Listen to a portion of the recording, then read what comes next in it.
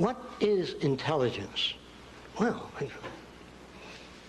the ability to reason things out. You can't have that ability unless you've had experience in particular areas.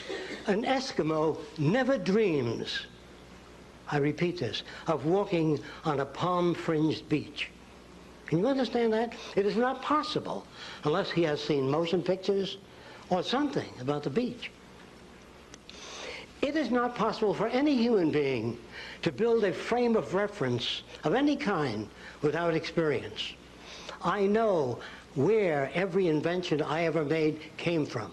I know the influence, the books I've read, the people I've known, everything that shaped those values. And sometimes people say, well, when did you think of that wonderful idea? It was February the 1st? No, it's cumulative bits of information that we put together with experience.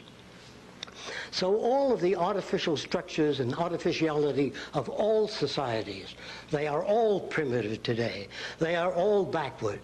The very fact that we use political systems, the very fact that there are Democrats and Republicans and notions about how the world ought to be governed.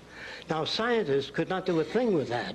If you want to put a man on the moon, you have to know what the distance is precisely.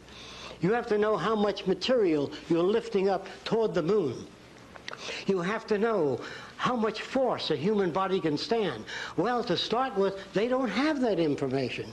So they build special devices, a big centrifuge. They put a human being in it, and they whirl it around. They say, how are you doing? And the guy conks out.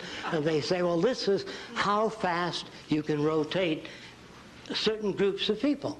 And they build data, and from that data they plan the moon voyage. The question then is, what kind of world do we want?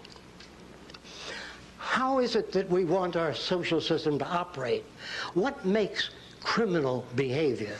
What are the factors that make a Jeffrey Dahmer? I'm sure you know who that was. Before Jeffrey, there was Albert Fish. I don't know if any of you remember Albert Fish. Albert Fish was a fine-looking gentleman. He ate 45 children. Well, you wonder, how can anyone do that kind of thing? I'm going to try to give you some idea of the background of Albert Fish. When he was a youngster, about 10 years old, he was touching his private parts. His mother was an old-time Baptist, and she says, you are going straight to hell. You will burn eternally. And that kid, Albert Fish, stuck needles into his genitals because he didn't want to burn in hell. And he took other children into empty lots and cut off their private parts because he wanted to save them. If you're brought up in a distorted environment, which we all live in today, any judge that raps the gavel and says 30 years is an ignoramus because he has no idea of the factors that shape human behavior.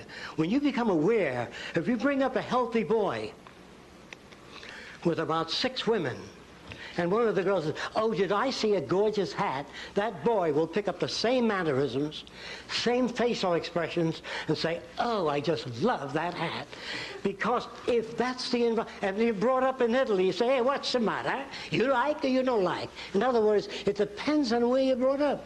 Did you know that Lincoln was Irish? It depends on your group and the values that you exchange. And if you want a world without war, without hatred, without crime, and without stupidity, it can be arranged if you